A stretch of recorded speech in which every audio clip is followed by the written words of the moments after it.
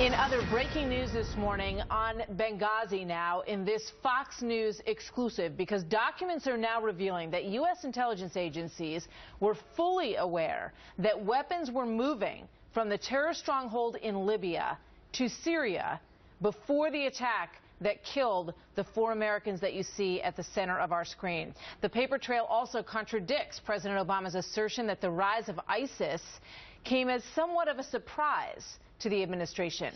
Chief Intelligence Correspondent Catherine Herridge on this for us live in D.C. So, Catherine, what are we learning here about this? Well, Martha, newly released documents show a serious disconnect between what the administration said and what was known as the Defense Intelligence Agency, also known as the DIA. This September 16, 2012 memo, copied to the National Security Council, State Department, CIA, and others, concluded the Benghazi terrorist attack was planned at least 10 or more days in advance.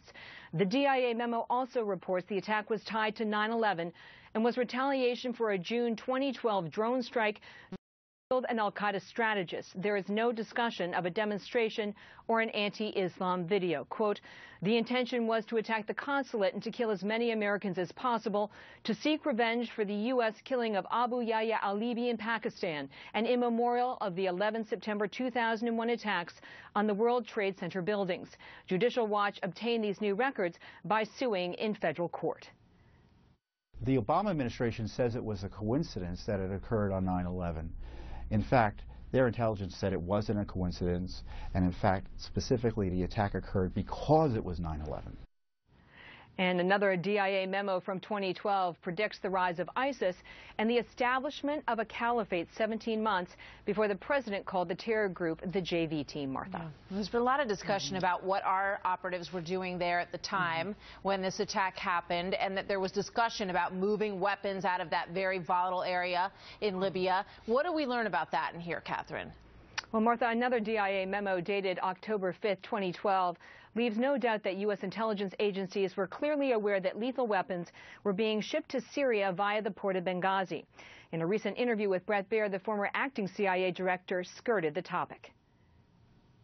Were CIA officers tracking the movement of weapons from Libya to Syria? Can't talk about that. Can't talk about it. Can't talk about it. Even if they weren't moving the weapons themselves, are you saying categorically that the U.S. government and the CIA played no role whatsoever in the movement of weapons from Libya to Syria? Yes, we played no role. Now, whether we were watching other people do it, I can't talk about. The DIA memo also reported that military stockpiles were moving from Benghazi to the Syrian ports of Banias and Bor Islam, and the shipments included rifles, RPGs, and missiles.